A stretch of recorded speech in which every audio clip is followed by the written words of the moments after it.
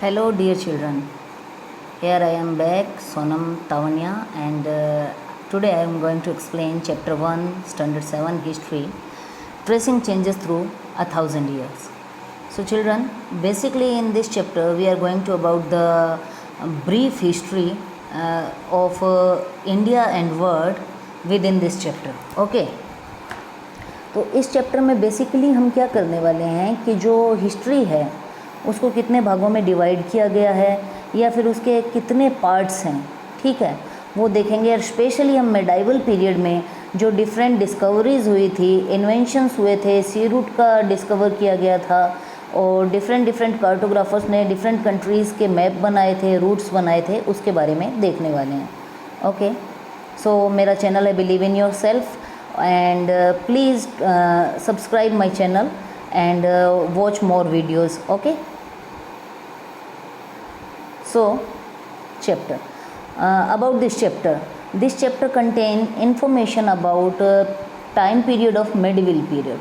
Medieval means madhya itihas means history is divided into three parts: ancient history, medieval history, and then modern history. Okay, so we are going to the medieval history period. We are going to study in this video medieval history period. The major political development in the age and the geographical knowledge like maps, then names of places in the medieval period. तो हम क्या देखेंगे कि कौन कौन से maps जो है डिस्कवर किए गए थे कार्टोग्राफर्स के थ्रू, और पॉलिटिकल डेवलपमेंट क्या हुई थी इस एज में, और मेडिवल एज के जो स्कॉलर थे जो इंडिया विज़िट किए थे, मींस जो दूसरे देशों से आए थे और उन्होंने इंडिया विज़िट किया था और उन्होंने अपनी जर्नी के अंदर इंडिया को मेंशन किया था। इंडिया की जो लाइफस्टाइल थी, वहाँ का जो एडमिनिस्ट्रेशन था, या फिर हम ये कह सकते हैं वहाँ की जो सोशल लाइफ थी, उसके बारे में उन्होंने जाके अपने देश में लोगों को बताया और उसके बारे में लिखा। Medieval document and the language used. Names of the medieval scholars who visited India, जैसा कि मैंने बताया कि उन स्कॉलर्स का नेम देखेंगे जिन्होंने मेडिवल पीरियड में इंडिया को विजिट किया, ठीक है। मेडिवल डॉक्यूमेंट्स, उस वक्त में जो डॉक्यूमेंट्स लिखे गए थे, लैंग्वेज कौन सी यूज़ होती थी, new social political groups and religious group which arose in medieval period. All this we are going to study in this chapter. Major topics of the chapter: introduction, major political developments, then second thing geographical knowledge, keeping records की records जो थे वो हमें किस type से मिले या किस तरीके के रिकॉर्ड्स रखे गए थे। New social and political groups, कौन कौन से सोशल और पॉलिटिकल ग्रुप्स जो थे सामने आए थे। ओल्ड एंड न्यू रिलीजन्स कौन कौन से थे जिसमें पीपल जो है बिलीव करते थे। Three periods of history, as I told you, history is divided into three broad periods which are ancient, the civilization period, or we can easily understand it by the Indus Valley civilization period or the Aryan period. Okay, then medieval period in which the Sultanate age and the Mughal era, and if we talk about Vijayanagara empire, all these empires belongs to medieval era. Then modern history includes the freedom struggle of India, okay, and the world wars. If we talk about the worldwide history, then the world wars took place in the modern history period. Okay, so medieval age basically is a India span over millennium from 8th century AD to 18th century. 8th century से लेके 18th century तक का जो history है उसे हम क्या बोलेंगे, मेडिवल पीरियड बोलेंगे। AD means anno domini, after Jesus Christ. Okay, then 8th century means 8th century starts from 700 to 800 BC का जो पीरियड होगा वो 8th सेंचुरी है। 18th सेंचुरी मीन्स 1700 टू 1800 तक का जो पीरियड है वो 18th सेंचुरी है। तो basically from 700 to 1800 we are going to study this medieval period. This long 1100 years age is called medieval age. But in Europe the medieval age began in 5th century AD. But अगर हम Europe की बात करें तो उनकी history जो है उसमें मेडिवल एज बोला जाता है 400 से लेके 500 सेंचुरी एडी का जो टाइम है, उस वक्त के टाइम से उनकी शुरुआत मानी जाती है मेडिवल एज की। Okay, 2 phases of medieval age in India.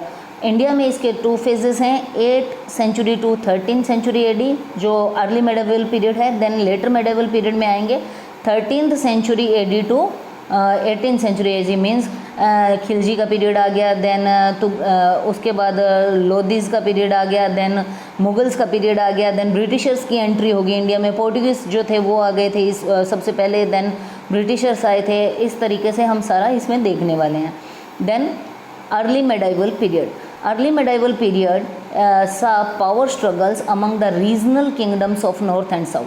इसमें क्या हुआ था, मेन पावर्स जो थी, रीजनल पावर्स जो थी, जो किंगडम थे नॉर्थ इंडिया के और साउथ इंडिया के, वहाँ पे जो रीजनल किंग्स जो थे वो अपने पावर शो करके वहाँ पे स्ट्रगल हो रहा था कि कौन ज़्यादा पावरफुल है। Okay, the Rajputs in north India and the Cholas in the south India are the prominent kingdom. North India जो था ओवरऑल राजपूत्स का कवर किया हुआ था, और साउथ इंडिया में जो था चोल जो डायनेस्टी थी, चोला डायनेस्टी, वो बहुत ज़्यादा फेमस थी, प्रोमिनेंट किंगडम थे ये।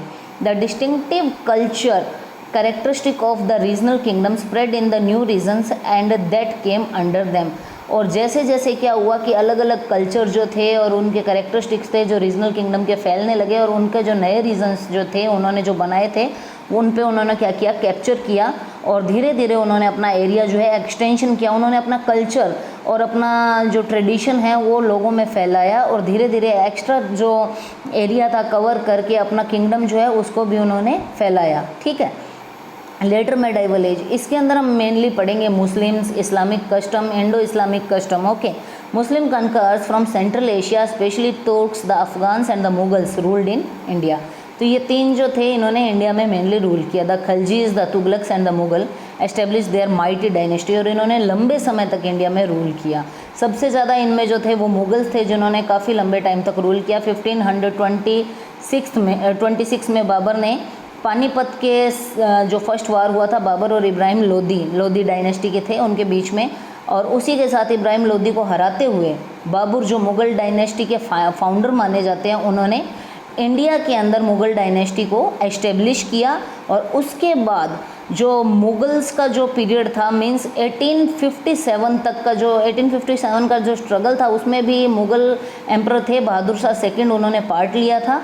तब तक मुग़ल डायनेस्टी जो है चलती रही थी। तो नियर अबाउट 300 ईयर्स का जो ये स्पान था वो मुग़ल्स का था, जिसमें से 200 ईयर्स उनका स्पान जो था बहुत ज़्यादा पावरफुल था। उसके बाद ब्रिटिशर्स का इन्फ्लुएंस जो था बहुत ज़्यादा बढ़ गया था, जिस वजह से मुग़ल्स जो थे वीक पड़ गए थे। Okay, Islamic custom influenced political, economic and social and cultural life in India. इस्लाम के जो कस्टम्स थे, जो उनके रूल्स एंड रेगुलेशन थे, उन्होंने हमारी पॉलिटिकल, इकोनॉमिक लाइफ मीन्स कि हमारी जो दिनचर्या जो हम कमाते हैं, लाइवलीहुड कमाते हैं, उसके तौर तरीके उस पर भी उसने असर डाला। और सोशल जो हमारे सामाजिक जीवन है, या कल्चरल लाइफ की हमारे जो कल्चरल हेरिटेज है, हम जो ट्रेडिशंस फॉलो करते हैं, उसको पूरी तरीके से इफ़ेक्ट किया। और अब जो हमारा कल्चर है उसमें कहीं ना कहीं जो इस्लामिक जो छवि है, इस्लाम का जो थोड़ा बहुत झलक देखने को मिलती है। इस वजह से इंडो इस्लामिक कल्चर जो है एक तरीके से ग्रो कर चुका था इंडिया में मुग़ल्स के आने तक। ठीक है। यूरोपियन ट्रेडर्स, अब क्या होता है कि मुग़ल्स और आ गए, उनके साथ साथ यूरोपियन ट्रेडर्स की भी इंडिया में एंट्री हो जाती है। Towards the end of 15th century European became direct trade with Indian sea ports. India के जो सी पोर्ट्स हैं वहाँ पे यूरोपियन डायरेक्ट ट्रेड स्टार्ट करना चाहते हैं।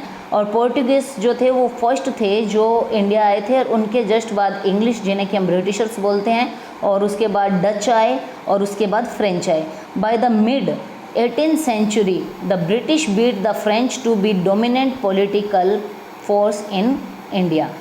ओके, तो मेन जो ब्रिटिशर्स का कंपटीशन था, ब्रिटिशर्स ने आते ही पोर्टुगीज़ का तो जो भी बिज़नेस था, या फिर हम बोल सकते हैं उनकी टेरिटरीज थी, ऑलमोस्ट टेक ओवर कर ली थी, और उनका जो एरिया था वो कोलैप्स होकर रह गया था। गोवा, दमन एंड दीव तक ही वो सिमट के रह गए थे। उसके बाद ब्रिटिशर्स ने अपना जो है इंडिया के जितने भी हम बोल सकते हैं ये सी पोर्ट्स हैं उनको कवर कर लिया था, या फिर जो हम वाटर बॉर्डर बोलते हैं इंडिया की, या फिर इंटरनेशनल बॉर्डर जो है, हमारी सी बॉर्डर जो है, उसके ऊपर उन्होंने हर जगह अपनी फैक्ट्रीज़ वगैरह इस्टेब्लिश कर ली थी। 18th सेंचुरी में जो मेन कंपटीटर आए थे ब्रिटिशर्स के, वो थे फ्रेंच। और फ्रेंच को भी ब्रिटिशर्स ने हरा दिया और खुद क्या बन गए, डोमिनेंट पॉलिटिकल फोर्स बन गए इंडिया में, जो जिनकी मतलब राजनीतिक ताकत जो थी, या फिर हम ऐसे बोल सकते हैं कि पॉलिटिकली वो ज़्यादा स्ट्रॉन्ग थे, और धीरे धीरे उन्होंने इंडिया को भी टेक ओवर कर लिया, और जो मुग़ल एम्परर्स जो थे वो खाली नाम के एम्परर्स रह गए थे। This mark the beginning of modern age. So children, इसके बाद हम क्या देखने वाले हैं, ये तो है basic about the history what ever India faced in its past. Okay, India ने क्या क्या देखा, इंडिया में कौन कौन आए, किस किस ने रूल किया, ये हमने अभी तक का जो है पॉलिटिकल सिनेरियो देखा है कि कौन कौन से अदर कंट्रीज़ से लोग आए थे, या फिर कौन से जो डायनेस्टीज़ थी, जैसे खिलजीज़ थे, तुगलक्स थे और मुगल्स थे, जिन्होंने इंडिया पे रूल किया। अभी हम इसका ये देखेंगे कि इसमें ज्योग्राफिकल नॉलेज कितनी काम आई इंडिया तक पहुंचने के लिए, या फिर इंडिया में आने के लिए, यहाँ पे खुद को एस्टेब्लिश करने के लिए। और किसी भी एरिया का ज्योग्राफिकल नॉलेज जो होता है बहुत ज़रूरी होता है वहाँ पे पहुँचने के लिए, वहाँ पे रहने के लिए। और वहाँ की ज्योग्राफी अगर हमें पता नहीं होगी तो हम वहाँ पे ट्रेड भी नहीं कर पाएंगे, क्योंकि वहाँ की जो रीजनल क्रॉप्स होगी उन सब के लिए हमारे लिए क्या ज़रूरी है, ज्योग्राफिकल नॉलेज। तो चिल्ड्रंस ये हम देखेंगे अपने नेक्स्ट वीडियो में। तो अभी के लिए हम सिर्फ मॉडर्न एज पे ख़त्म करते हैं, और हमारा नेक्स्ट वीडियो जल्दी ही इसका सेकंड पार्ट आ रहा है, जिसमें हम इम्पोर्टेंस ऑफ ज्योग्राफिकल नॉलेज देखने वाले हैं। Okay bye, take care, see you.